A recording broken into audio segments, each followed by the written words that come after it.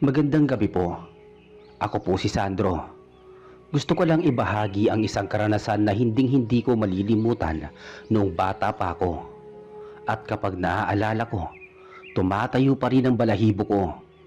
Sana ay may bahagi mo ito sa iyong mga channel. Noong taong 1980, 12 taong gulang pa lamang ako noon.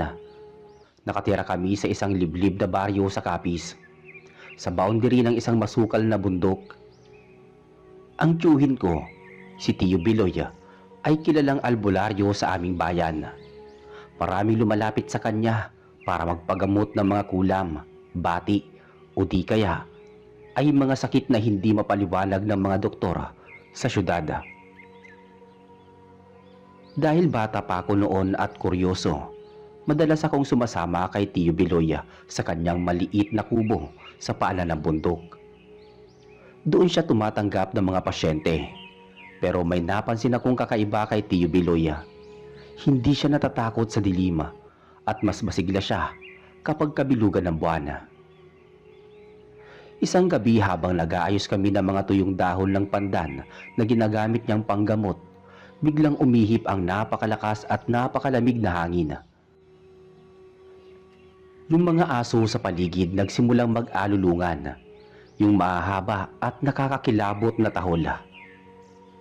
Sandro, pumasok ka sa loob ng kwarto at wag na wag kang sisilip sa bintana kahit anong marinig mo. Mahinahong sabi ni Tio Biloy habang nakatingin sa madilim na kakahuyan. Bakit po, Tio? May darating po ba na pasyente? Hindi. Hindi pasyente ang darating. Mga kaibigan ko sila. Matagal na kaming hindi nakikita kaya bibisita sila ngayong gabi. Sagot ni Tio Biloy habang sinisindihan ng isang itim na kandila. Sumunod ako pero hindi ako nakatiis. Humiga ako sa papag pero ang pandinig ko ay nakatuon sa labas. Narinig ko ang pagtama ng pakpak sa aming bubong. Pagkatapos nun ay ang kaluskos ng mga kuko sa dingding sa kawayan. Narinig ko ang boses ng isang babae sa labas, pero ang boses niya ay parang galing sa ilalim ng lupa, paos at mababa. Biloy, nasaan na ang pangako mo? Kanina pa kami nagugutom. Minaon kayo, Sita. Alam niyo namang hindi ako basta-basta kumukuha ng hindi sa atin. May hinanda akong handog sa likod ng bahay. Sagot ni Tio Biloy. Nanigas ako sa kinatatayuan ko. Sinubukan kong sumilip sa maliit na butas ng dingding. Doon ko nakita ang dalawang tao. Isang lalaki at isang babae pero hindi sila mukhang normal. Ang kanilang mga mata ay nagniningning na parang pusa sa dilim at ang kanilang mga daliri ay mahaba at matutulis ang kuko. Ang babae na tinawag na Sita ay may mahabang buhok na tila gumagalaw ng kusa. Parang alambre pa. Sandro, sabi ko sa iyo wag kang sisilip. Biglang bulong ni Tio Biloy mula sa kabilang panig ng dingding kahit hindi niya ako nakikita. Pabilis akong bumalik sa higaan at nagkumot. Narinig ko ang malakas na huni ng tiktik sa labas. Para nagtatawanan sila. Narinig ko rin ang tunog ng tila may nilalamon silang hilaw na karne. Pati ang lagutok ng buto ay dinig ko. Ang tunog ng pagngunguya at pagbali ng mga buto ay umaalingaw-ngaw sa buong paligid ng kubo. Biloy, ang bango ng pamangkin mo. Parang sariwang-sariwa pa ang dugo. Sabi ng lalaki na ang pangalan ay Kulas. Huwag mong pagtatangka ng bata, Kulas. Alam mo ang kasunduan natin. Hanggat ako ang nanggagamot sa inyo tuwing sasapit ang kabilugan ng buwan, walang gagalaw sa pamilya ko. Mariing sagot ni Tio Biloy naman. Lumipas ang ilang araw na puro ganoong tunog ang naririnig ko. Hindi ako nakatulog. Nang madaling araw, unti-unting nawala ang mga tunog ng pakpak at ang mga kakaibang boses. Lumabas si Tio Biloy at kumatok sa pinto ng kwarto ko. Sandro, gising na. Umalis na sila. Sabi ni Tio Biloy.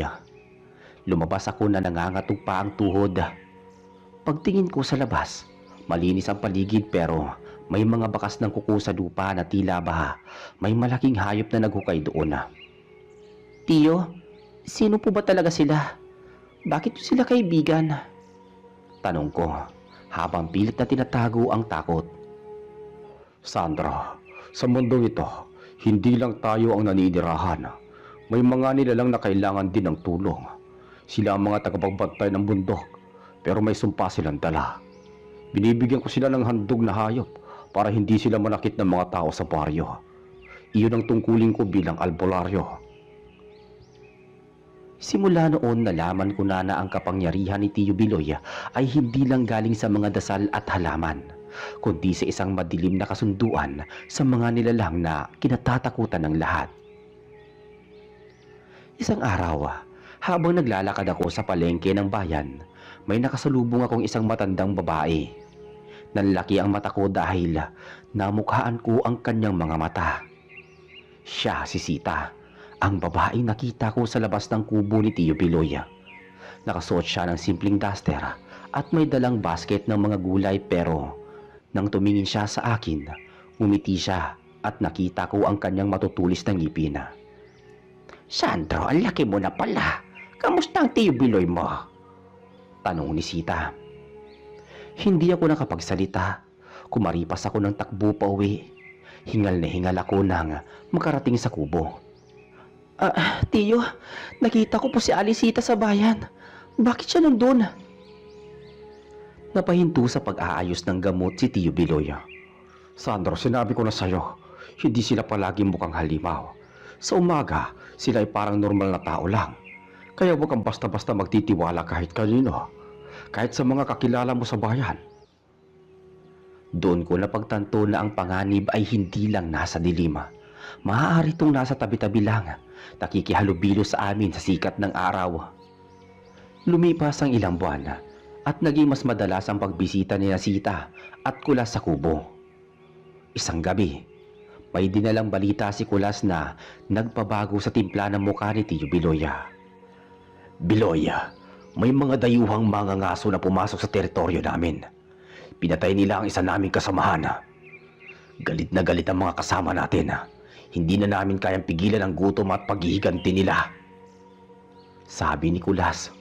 Anong ibig mo sabihin, Kulas? Huwag niyo kaming idadamay dito.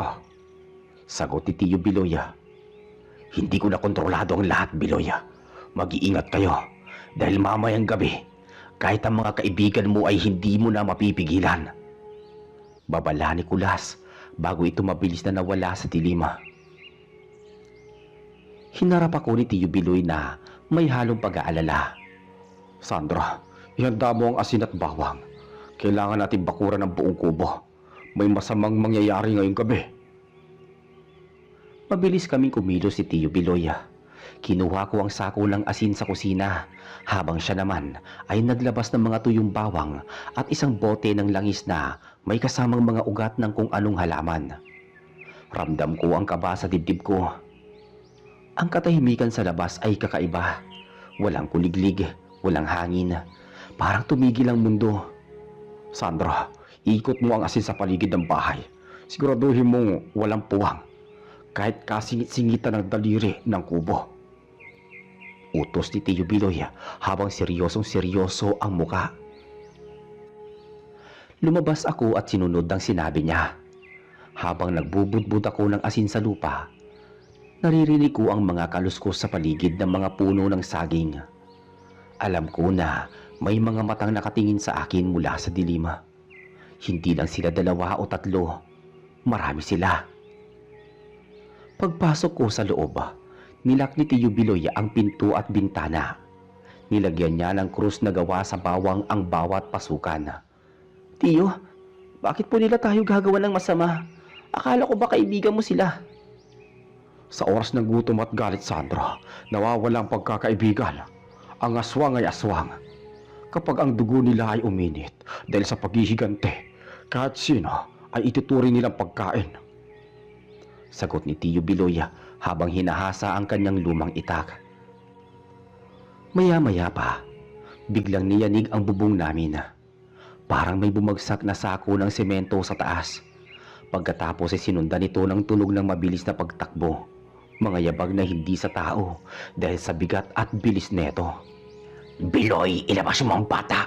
Ibigay mo sa amin si Sandro!" Sigaw ng isang boses mula sa labas. Hindi ko makilala kung kay Sita o kay Kulas ba yun, dahil ang boses ay parang pinaghalong tahol. Tahol ng aso at ungol ng baboy damo. Umalis kayo rito. Wala kayong makukuha sa pamamahay ko. Sigaw ni Tio Biloya. Biglang kinalos ang dingding sa kawayan. May mga matutulis na kuko na bumaon sa dingding. Pilit na winawasak ang kawayan para makapasok. Sumilip ako sa isang siwang at nakita ko ang isang muka. Hindi na ito si Sita na nakita ko sa palengke. Ang mukha niya ay mahaba na ang ilong ay parang sa hayop at ang laway ay tumutulo sa kanyang mahabang pangil. Sandro, lumayo ka sa dingding. Kinuha ni Tio Biloy ang bote ng langis at binisikan ng bahagi ng dingding kung nasaan ang mga kuko. Pagdikit ng langis sa balat ng nilalang, narinig ko ang isang nakakangilong tili. Parang napasong karne ang amoy na pumasok sa loob ng kubo. "Lintik ka, Biloy! Papatayin namin kayong dalawa!" Naramdaman ko ang pag-uga ng kawayang sahig. Sinubukan nilang iangat ang bahay. Kumuha ko ng isang dakot na asin at tinapon ko sa mga puwang ng sahig. Huwag kang titigil, Sandro. Sige pa, budburan mo ang sahig. Pag-uudyok sa akin ni Tio Biloy habang siya naman ay abala sa pagbabantay sa bintana. Sa gitna ng kaguluhan, biglang tumahimik. Ang katahimikan ay mas nakakatakot kaysa sa ingay. Nagkatinginan kami ni Tio Biloy. Alam naming hindi pa sila umaalis. Maya-maya, may narinig kaming boses ng bata sa labas. "Tio Biloy, Sandro, tulungan niyo ako. Ang sakit ng paa ko." Nanlaki ang mata ko. Boses iyon ni Lito, ang kalaro ko sa ibaba ng bundok. Tio, si Lito yun, nandun siya sa labas," sabi ko. Mabilis akong sinunggaba ni Tio Biloy sa balikat at tinulak palayo sa pinto. Huwag, Sandro. Hindi si Lito yan. Ginagaya lang nila ang boses niya para buksan mo ang pinto. "Pero Tio, paano ko siya ngayon?" Makinig ka sa akin. Ang aswang ay magaling manlinlang. Alam nila kung sino ang mahalaga sa iyo. Pinakinggan namin mabuti ang boses. Habang tumatagal, ang boses ni Lito ay unti-unting nagbabago. Naging garalgal hanggang sa maging isang nakakatakot na tawa. "Matalino kang matanda, pero hindi kayo lagi makakapagtago sa loob," sabi ng boses sa labas. Biglang may malakas na kalabog sa pintuan. Mukhang gagamit na sila ng pwersa. Ang pintuang gawa sa matigas na kahoy ay nagsimulang maglamat. Si Tio Biloy ay tumayo sa tapat ng pinto, hawak ang kanyang itak na may mga nakaukit na orasyon at ang kabilang kamay ay may hawak na krus. Sandro, kumuha ka ng posporo at gasera. Kapag nakapasok sila, sunugin mo ang mga bawang na ito at itapon sa kanila. Huwag ka matakot. Nandito ako. Sabi ni Tio Biloy. Habang hinihintay namin ang susunod nilang galaw, may napansin akong kakaiba sa taas ng kisame. May isang mahaba at manipis na bagay na dahan-dahang bumababa mula sa bubong. Mukha itong sinulid pero kulay itim at may maliliit na buhok. "Tio, tignan niyo sa taas!" Napatingin si Tio Biloy. Dila yan ng manananggal. Sandro, ang itak. Iabot mo. Bago ko pa maabot, ang dila ay mabilis na bumaba at pilit na inaabot ang leeg ko. Napasigaw ako sa takot habang umiiwas. Kinuha ni Tio Biloy ang bote ng suka na may sili at binuhos ito sa dila. Isang matinding hiyaw ang narinig namin mula sa itaas ng bubong. Ang dila ay mabilis na umurong at narinig namin ang pagpag ng malaking pakpak palayo sa aming kubo. Umalis na ba sila, Tio?" Tanong ko. Pansamantala lang yan. Naghahanap lang sila ng ibang paraan. Sandra, kailangan nating gawin ang ritual ng pagpapalayas bago sumikat ang araw. Lumabas si Tio Biloy sa gitna ng silid at nagsimulang bumigkas ng mga salitang hindi ko maintindihan. Habang nagdarasal siya, ang hangin sa loob ng kubo ay uminit. Ang mga anino sa labas ay tila nagkakagulo. Biglang may pumasok na malaking itim na aso sa may bintana. Sa pilitan nitong sinira ang rehas na kawayan. Ang aso ay kasing laki ng baka at ang mga mata ay pulang-pula. Ito si Kulas sa kanyang anyong hayop. Sandro, ang asin ngayon na! Sigaw ni Tio Biloy. Mabilis akong kumilos. Kinuha ko ang isang dakot na asin at buong lakas na isinalya sa pagbumuka ng higanting aso na si Kulas. Pagdapo ng mga butil ng asin sa kanyang nagniningning na mga mata, umalingaw-ngaw ang isang tunog na parang napipritong karne. Umungol si Kulas habang pilit na kinakamot ang kanyang muka gamit ang malalaking kuko. Hindi nag-aksaya ng panahon si Tio Biloy. Gamit ang kanyang itak na may orasyon, tinalon niya ang dambuhalang aso. Sa impyerno ka babalik, Kulas! Sigaw ni Tio Biloy habang winawasiwas ang talima. Nagkaroon ng matinding taltalan sa loob ng maliit naming kubo. Tumalon-talon ang aso, sinira ang aming mga gamit at ang altar ni Tio Biloy. Ako naman ay mabilis na gumapang sa ilalim ng lamesang nara para hindi maipit sa bakbakan. Mula rito, nakita ko kung papaano magpalit-anyo ang aso. Unti-unting humaba ang mga binti nito at tuminayo na parang tao. Pero ang balahibo ay nananatiling makapal at itima. Biloy, hindi mo kami kaya. Gutom na ang buong kawana. Bulyaw ni Kulas na ngayon ay kalahating tao at kalahating hayop na ang itsura. Hanggat ako ang albularyo sa lugar na ito, walang sino mang halimaw ang maghahari. Sagot ni Tio Biloy habang mabilis na iniilagan ang mga kuko ni Kulas. Habang abala sila, napansin ko ang bintana. May isa pang anino ang sumilip. Si Sita. Pero hindi siya pumasok. Sa halip ay may dala siyang isang maliit na palayok. Alam ko ang palayok na iyon. Doon nilalagay ni Tio Biloy ang mga hampas lupa o mga masasamang espiritu na nahuhuli niya. Ninakaw iyon ni Sita sa silong. Tiyo, ang palayok! Nakay Sita ang palayok, Tiyo! Sigaw ko. Napalingon si Tio Biloy. Doon siya nagkamali. Dahil sa paglingon niya, mabilis siyang sinunggaba ni Kulas sa balikat at tinulak sa dingding. Napadaing si Tio Biloy habang bumabaon ng kuko ng aswang sa kanyang balat. Tiyo! Sigaw ko. Wala na akong ibang naisip. Kinuha ko ang gasera na malapit sa akin at binasag ito sa likod ni Kulas. Agad na lumiyab ang apoy sa makapal na balahibo ng halimaw. Humiyaw si Kulas habang nagpapagulong-gulong sa sahig para apulahin ang apoy. Dahil sa pagkakataong iyon, nakatayo si Tio Biloy. Kahit tuguan ang balikat, kinuha niya ang bote ng langis at binuhusan ng pintuan. Sandra, kunin mo ang krus sa altar. Ngayon na! Utos ni Tio Biloy. Agad akong lumabas sa ilalim ng lamesa at kinuha ang lumang krus na gawa sa kahoy ng santol.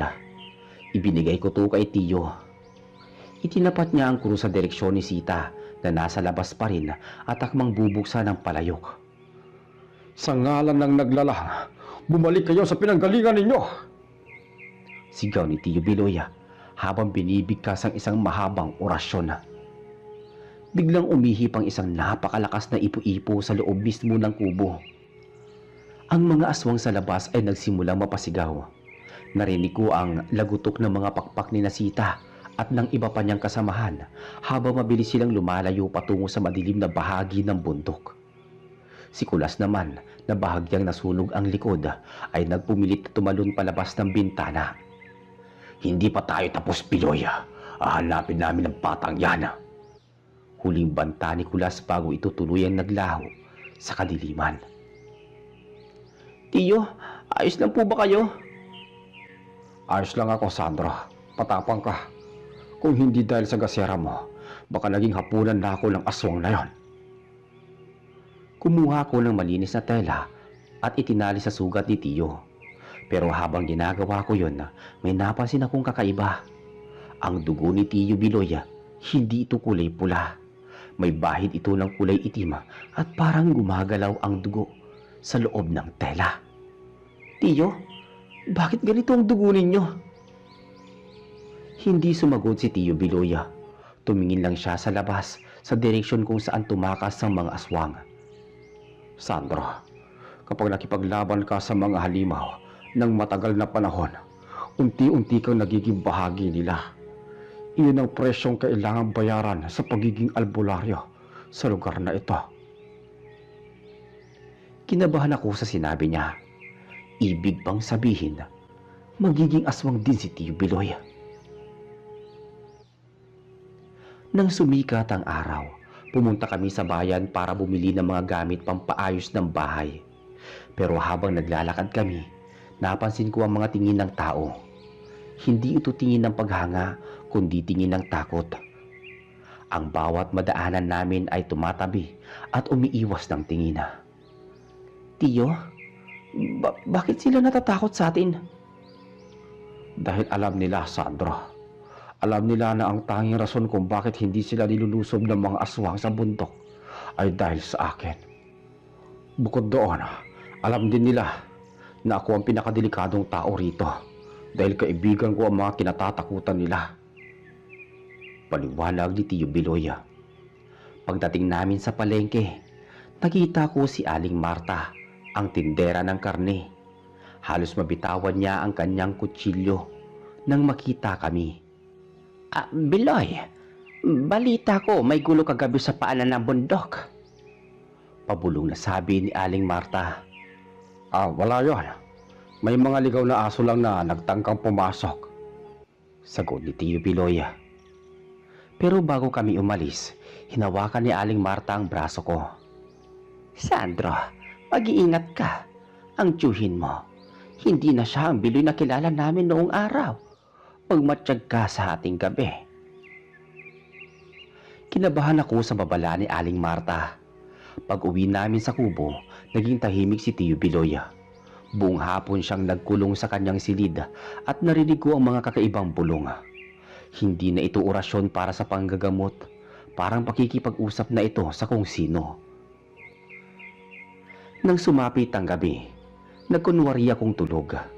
Pinakairamdaman ko ang bawat galaw sa loob ng kubo. Maya-maya, narinig ko ang pagbukas ng pinto ng silid ni Tiyo Biloy. Lumabas siya ng dahan-dahan. Sumunod ako sa kanya nang hindi nagpapahalata. Pumunta siya sa likod ng bahay, doon sa malaking puno. Doon nakita ko silang muli sina Sita at Kulas. Pero sa pagkakataong ito, hindi sila nag-aaway. Narito ang kabayaran, Biloy, sabi ni Sita habang iniaabot ang isang itim na manok na pilit na pumipiglas. Maraming salamat. Kailangan ko ito para gumaling ang sugat ko. Sagot ni Tiyo Biloy. Nakita ko kung papaano kagati ni Tiyo Biloy ang leeg ng manok at inumin ang dugo nito habang buhay pa ang hayop. Nanigas ako sa kinatatayuan ko. Ang tiyuhin ko, ang tagapagligtas ng bayan, ay sumasabay na sa gawain ng mga aswang. Naguluhan ako at maya-maya pa biglang lumingon si Kulas sa direksyon ko. Biloy, mukhang may nakakakita sa atin. Nanigas ang buo kong katawan. Parang tumigil ang pagdaloy ng dugo ko nang marinig ko ang sinabi ni Kulas. Mabilis akong umatras pero sa pagkamalas-malasan ay natapakan ko ang isang tuyong sanga ng kawayan. Ang tunog na iyon ay parang pagsabog sa gitna ng katahimikan ng gabi. Bago pa ako makatakbo, naramdaman ko na lang ang isang malamig at mabigat na kamay sa aking balikat. Paglingon ko, si Tiyo Biloy na ang nasa harapan ko. Ang kanyang bibig ay punong-puno pa ng sariwang dugo ng manok at ang kanyang mga mata ay tila hindi na sa tao. Masyadong dilat at nagniningning. Sandra, bakit ka lumabas? Tanong ni Tiyo Biloy. Tiyo, ano pong ginagawa ninyo? Bakit kayo kasama nila? Lumapit sina Sita at Kulas. Sa pagkakataong to, hindi sila galit. Nakangiti sila sa akin. Isang ngiting puno-puno ng panunukso. Sabi ko sa'yo, Piloy, hindi mo may tatago sa bata ang katotohanan. Sabi ni Sita habang pinupunasan ng kanyang bibig. Sandro, ang tiyuhin mo ang pinakamalakas sa amin. Siya ang aming pinuno. Hindi ako makapaniwala. Ang taong inaasahan kong tagapagtanggol laban sa mga aswang ay siya palang hari ng mga ito sa aming lugar. Napaupo ako sa lupa habang umiiyak sa takot at pagkalito. Makinig ka, Sandro. Kailangan kong gawin ito. Noong unang panahon, nang mamatay ang mga magulang mo, wala akong magawa. Humingi ako ng tulong sa kanila para mabuhay ka at para magkaroon ako ng lakas na protektahan ang baring to. Pero may kapalit ang bawat hiling. Ang kapalit ay ang pagiging isa niya sa amin. Pero huwag kang mag-alala, bata. Hindi namin kinakain ang mga taga rito. Ang kinakain namin ay mga masasamang tao na dumadayo rito. Mga magnanakaw, mga mamamatay tao. Kami ang hustisya sa dilim. Sabi ni Kulas. Pero tiyo, mali ito. Ang panggagamot mo, panlilin lang ba yun? Tanong ko. Hindi, Sandro. Tunay ang panggagamot ko. Pero ang lakas na ginagamit ko ay galing sa kanila. Yan ang balanse ng buhay dito sa bundok. Kailangan ng dilim para pahalagahan ang liwanag. Paliwanag ni Tiyo Biloy. Tumayo si Tiyo Biloy at hinarap ang dalawa. Umalis na kayo. Tapos na ang handog ngayong gabi. Huwag kayong magpapakita sa bata hanggat hindi ko sinasabi. At sa isang iglap, parang mga aninong mabilis na gumapang pataas sa mga puno sina Sita at Kulas hanggang sa mawala sila sa kadiliman. Naiwan kami mag-isa ni Tiyo Biloy sa ilalim ng puno. Halina sa loob, Sandro. Malamig na ang hamog. Yaya ni Tiyo Biloy. Pagkabalik namin sa loob ng kubo, hindi ako makatulog. Pinapanood ko si Tiyo Biloy habang naglilinis siya ng kanyang muka sa harap ng salamin. Nakita ko sa refleksyon ng salamin na hindi na krus ang nakasabit sa kanyang leeg, kundi isang tuso ng baboy ramo na nakabalot sa itim na tela. Kinabukasan, may dumating na isang pamilya mula sa kabilang bayan. Dala-dala nila ang kanilang anak na tila nanunuyo ang balat at ayaw kumain. Sabi nila, nabati raw ng kung anong nilalang sa gubat. Mang Biloy, tulungan niyo po ang anak namin. Kayo lang ang pag-aasa namin. Pagmamakaawa ng ina ng bata. Sandro, ihanda mo ang langis at ang itim na tela. Nag-alangan ako pero sumunod pa rin ako. Habang ginagamot ni Tiyo Biloy ang bata, napansin ko ang paraan ng kanyang pagbulong. Hindi ito dasal na naririnig ko sa simbahan. Ang mga salita ay tunog hayop, garalgal at tila nakikipag-usap sa hangin. Maya-maya, ang bata ay nagsimulang magsuka ng maitim na likido. Pagkatapos nun ay bumalik na ang kulay sa kanyang muka at nakatulog ng mahimbing. Maraming salamat, Mang Biloy. Hulog kayo ng langit. Pasasalamat ng ama ng bata habang nag-aabot ng pera at isang supot ng bigas. Nang makalis ang pamilya, hinarap ako ni Tiyo Biloy. Nakita mo na, Sandro. Kung walang koneksyon ko sa kanila, hindi ko magagawang magpaalis ng masamang espiritu. Masamang espiritu ang kumapit sa batang yon. Ginamit ko ang dilim para itaboy ang kapwa dilim. Pero hanggang kailan po ito, Tiyo? Hanggat may nangangailangan, Sandro. At balang araw kapag wala na ako, ikaw ang magpapatuloy dito. Ang dugo ko ay nasa iyo na rin. Pakahulugang sabi ni Tiyo Biloy. Kinilabutan ako sa sinabi niya. Ayaw kong maging katulad niya. Ayoko maging kaibigan ng mga aswang.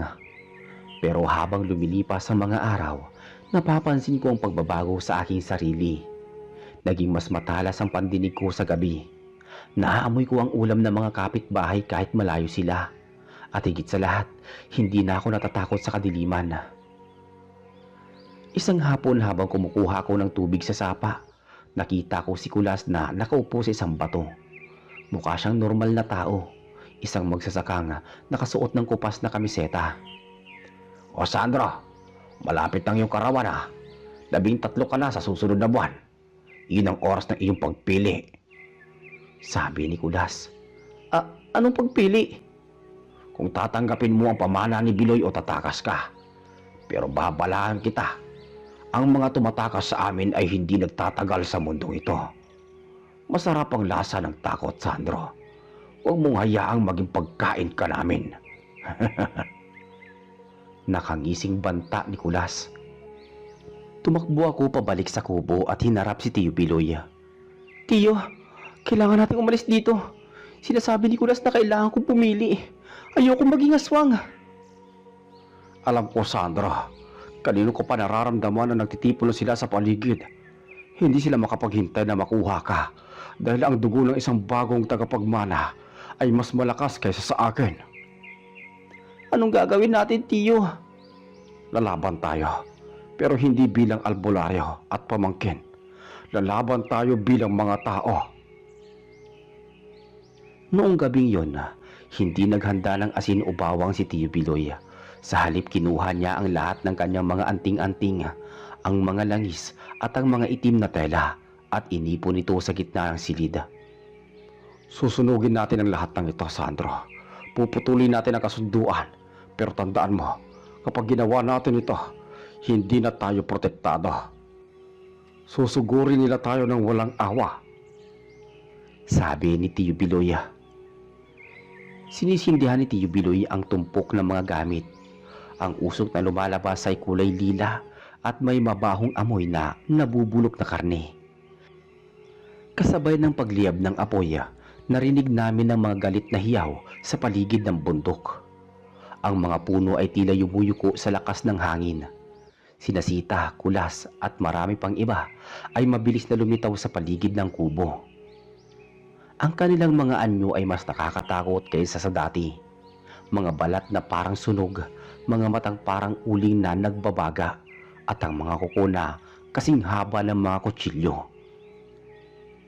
Traidor ka, Biloy! Sinira mo ang usapan! Sigaw ni Sita. Hindi ko hayaan na maging katulad ko ang pamangkin ko. Tapos ng paghahari ninyo sa buhay namin. Nagsimulang sumalakay ang mga aswang. Sabay-sabay silang tumalon sa bubong at dingding. Ang kubo ay nagsimulang gumuho. Hawak ni Tiyo Biloy ang kanyang itak pero sa pagkakataong to, wala na itong orasyon. Ito ay simpleng bakal na lamang. Sandro, tumakbo ka na patungo sa simbahan sa bayan. Huwag kang lilingon. Sigaw ni Tiyo Biloy habang sinasangga ang pagsunggab ni Kulas. Hindi ko po kayo iiwan, Tiyo. Takbo na! Utos ni Tiyo Biloy bago siya tuluyang natakpan ng kawan ng mga aswang. Wala na akong nagawa kundi sumunod. Tumakbo ako palabas ng gumuguhong kubo habang naririnig ko ang huling sigaw ni Tiyo Biloy. Hindi ko alam kung daing iyon ng sakit o huling paghamon sa mga dati niyang kaibigan. Ang tanging nasa isip ko lang ay ang makarating sa kabayanan. Doon sa lugar na may simentadong kalsada at mga ilaw na hindi kayang abutin ng kadiliman ng bundok. Habang tumatakbo ako sa madilim na pilapil, naramdaman ko ang kalabog ng lupa sa aking likuran. Hindi sila naglalakad. Tumatalon sila sa mga puno ng nyog. Ang tunog ng mga pakpak ni Sita ay parang mga paypay na malaki na humahampas sa hangin. Malapit na malapit sa aking ulo. Sandro, hindi ka makakatakas. Sa amin ang dugo mo. Napadapa ako sa putikan. Paglingon ko, si Kulas ay nasa likuran ko na. 4 na talampakan lang ang layo. Ang anyo niya ay parang taong aso na nakatayo. Ang mga braso ay mahaba at ang mga kuko ay kumikinang sa ilalim ng liwanag ng buwan. Wala nang tiyuhin mong albularyo, Sandro. Wala nang magliligtas sa'yo. Sa takot ko, ay may nakuha akong isang matulis na kawayan sa tabi ng pilapil. Itinutok ko ito sa kanya. "Huwag kayong lalapit sa akin! Papatayin ko kayo!" Tumawa ng nakakapangilabot si Kulas, pero bago siya makasunggab, isang putok ng baril ang umalingaw-ngaw sa paligid. Natamaan si Kulas sa balikat at napaurong siya habang umaalulong sa sakit. Mula sa dulo ng pilapil, nakita ko ang mga lalaking tagabayan na may dalang mga sulo at shotgun. Sila ang mga ronda o barangay tanod noon. Nandoon! May aswang barilin ninyo! Sigaw ng isang lalaki. Dahil sa dami ng tao at liwanag ng mga sulo, mabilis na naglaho ang mga anino ni Nasita at Kulas patungo sa masukal na bahagi ng gubat. Nilapitan ako ng mga lalaki at tinulungang tumayo. Ayos ka lang ba, Sandro? Nasaan si Biloy? Tanong ni Mang Tomas. Nasa kubo po eh. Kinuha nila si Tiyo. Iyak ko. Mabilis kami bumalik sa paanan ng bundok pero huli na ang lahat. Ang aming kubo ay tupok na ng apoy. Wala na ang mga kawayang dingding. Wala na ang altar. At wala na ring bakas ni Tiyo Biloy. Ang tanging natira sa gitna ng abo ay ang kanyang itak na nakabaon sa lupa at ang itim na tuso ng baboy ramo na putol na sa gitna. Wala na rito ang tiyuhin mo, Sandro. Sa ganitong klase ng labanan, bihirang makakaligtas. Malungkot na sabi ni Mang Tomas. Dinala nila ako sa bayan at pansamantalang pinatira sa kumbento ng simbahan.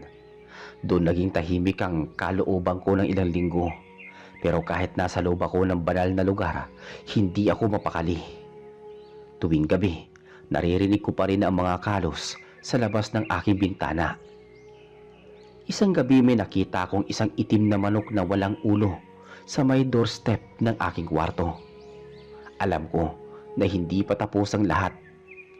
Ang sabi ni Tiyo Biloy, ang dugo niya ay nasa akin din. Isang gabi habang naglalakad ako sa pasilyo ng simbahan, nakita ko ang refleksyon ko sa isang lumang salamin. Nanlaki ang mata ko dahil sa isang sandali, ang mga mata ko ay naging kulay dilaw at nagniningning katulad ng kay Tiyo Biloy. Katulad ng kinasita at Kulas. Naisip ko, baka nga tama si Tiyo. Baka hindi pwedeng takasan ng tadhana sa lugar na ito. Lumipas ang araw, buwan at naging usap-usapan sa may bayan na may isang bagong albularyo na lumitaw sa kabilang panig ng bundok. Sabi nila, napakagaling daw nito na manggamot. Pero ang mga kaibigan daw nito ay hindi mga tao, kundi mga nilalang na lumalabas lang tuwing gabi. Hindi ko alam kung si Tiyo Biloy ba yun na nabuhay o kung ako na ba ang tinutukoy nila sa hinaharap. Dahil hanggang ngayon, kapag kabilugan ng buwan, nararamdaman ko ang tawag ng bundok. Nararamdaman ko ang gutom na hindi nabubusog ng kanin at ulam. Minsan kapag naglalakad ako sa liblib na bahagi, may naririnig akong bumubulong sa hangin na nagsasabing, "Sandro, bumalik ka na. Hinihintay ka ng iyong mga kaibigan." Lumipas ang mga taon at tuluyan na akong lumayo sa paanan ng bundok na iyon. Nanirahan ako sa bayan, nagtrabaho at sinubukang mamuhay ng normal gaya ng ibang tao. Ngunit kahit anong layo ko, tila may kadenang nakatali sa aking anino na humiila sa akin pabalik sa madidilim na bahagi ng kagubatan. Isang gabi habang nag-aayos ako ng mga gamit sa bahay, may narinig akong mahinang kumatok sa aking pinto.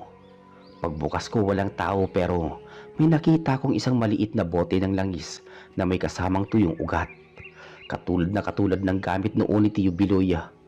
Sa tabi nito, may isang piraso ng papel na may nakasulat na, "Kailangan ka ng bayan, Sandro." Hindi ko alam kung sino ang nag-iwan noon, pero kinabukasan ay nalaman ko na may kumakalat na sakit sa karatig baryo. Ang mga bata ay hindi makakain at ang kanilang mga balat ay nagiging kulay ube. Walang gamot na nagpapagaling sa kanila kahit ang mga doktor na mula sa syudad ay sumuko na. Naalala ko ang sinabi ni Tio Biloy bago siya mawala, na ang kapangyarihan ay hindi lang basta sumpa, kundi isang tungkulin.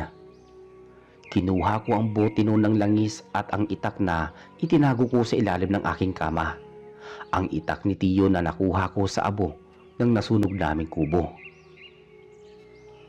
Pagdating ko sa baryong apektado, ang hangin ay mabigat at amoy lansa. Nararamdaman ko ang presensya nila. Alam ko, nakamasid sila sa akin mula sa mga puno ng kawayan. "Oh, Sandro, nagbalik ka." Isang pamilyar na boses ang aking narinig mula sa likod ng malaking puno. Lumabas si Sita, suot ang kanyang mapanuksong ngiti. Hindi siya tumanda, ganoon pa rin ang kanyang itsura. "Nasaan ang mga bata, Sita? Itigil niyo na to," mariing sabi ko habang mahigpit ang hawak sa itak. "Hindi kami ang may gawa nito, Sandro. May ibang grupo nang galing sa kabilang bundok. Mga ligaw na aswang na walang pinuno. Ginugulo nila ang balanse. Kung hindi ka kikilos bilang bagong albularyo, uubusin nila ang mga tao rito." Paliwanag ni Sita. Sa sandaling yon, lumitaw din si Kulas mula sa kadiliman. May mga bago siyang peklat sa muka. Marahil ay mula sa labanan noong gabing nasunog ang kubo. "Kailangan namin ng pinuno, Sandro. Ang dugo ni Biloy ay nasayo. Ikaw lang ang may kakayahang mag-utos sa amin at magpaalis sa mga dayuhang halimaw." Napatingin ako sa mga kubo, kung saan naririnig ang iyak ng mga may sakit na bata. Nauunawaan ko na ang kapalaran ko. Hindi ako makakatakas dahil ang pagiging albularyo at ang pakikipag-ugnayan sa mga aswang ay iisang bagay lang na magkabilaan ng muka. "Tutulungan ko ang mga tao, pero sa oras na galawin niyo sila, ako mismo ang pupugot sa mga ulo niyo." Banta ko habang nararamdaman ko ang init na dumadaloy sa aking mga palad. "Susunod kami." Sabay na wika ni Sita at Kulas bago sila lumuhod sa aking harapan. Pumasok ako sa unang bahay at sinimulan ng ritual. Binigkas ko ang mga orasyong tinuro sa akin ni Tio Biloy. Habang nagsasalita ako, ang boses ko ay unti-unting nagbabago. Nagiging malalim, garalgal at punong-puno ng otoridad. Nakita ko ang itim na usok na lumabas sa katawan ng bata. At sa labas, narinig ko ang mga hiyaw ng mga ligaw na aswang na mabilis na nagsisitakas dahil sa lakas ng aking kapangyarihan. Nang sumikat ang araw, magaling na ang lahat ng bata. Ang mga tao sa baryo ay lumabas at nagpasalamat sa akin. Ngunit habang nagpapasalamat sila, nakita ko ang takot sa kanilang mga mata nang mapansin nilang ang aking anino ay tila may malaking pakpak at matutulis na kuko, kahit wala naman akong suot na anuman. Bumalik ako sa paanan ng bundok at muling itinayo ang maliit na kubo ni Tio Biloy. Alam ko nga, ako na, hindi na ako magkakaroon ng asawa o normal na pamilya. Ang pamilya ko na ngayon ay ang kadiliman at ang mga nilalang na nananahan dito. Minsan kapag tahimik ang gabi, may nararamdaman akong presensya sa tabi ng aking higaan. Isang pamilyar na amoy ng tuyong dahon ng pandan at itim na kandila. Alam ko na binabantayan ako ni Tio Biloy kahit nasaan man siyang dako naroroon. Dito na nagtatapos ang aking kwento. Ang albularing pumalit sa aking tiyuhin na naging kaibigan na rin ng mga aswang. Hanggang ngayon narito pa rin ako sa liblib na bahagi. Kung sakaling mapadpad kayo rito at makakita ng isang kubong may nakasabit na krus na gawa sa bawang at tuso ng baboy ramo, huwag kayong matatakot. Basta't wala kayong masamang balak, ligtas kayo sa ilalim ng aking pangangalaga. Salamat sa pakikinig sa aking kasaysayan. Hanggang sa muli.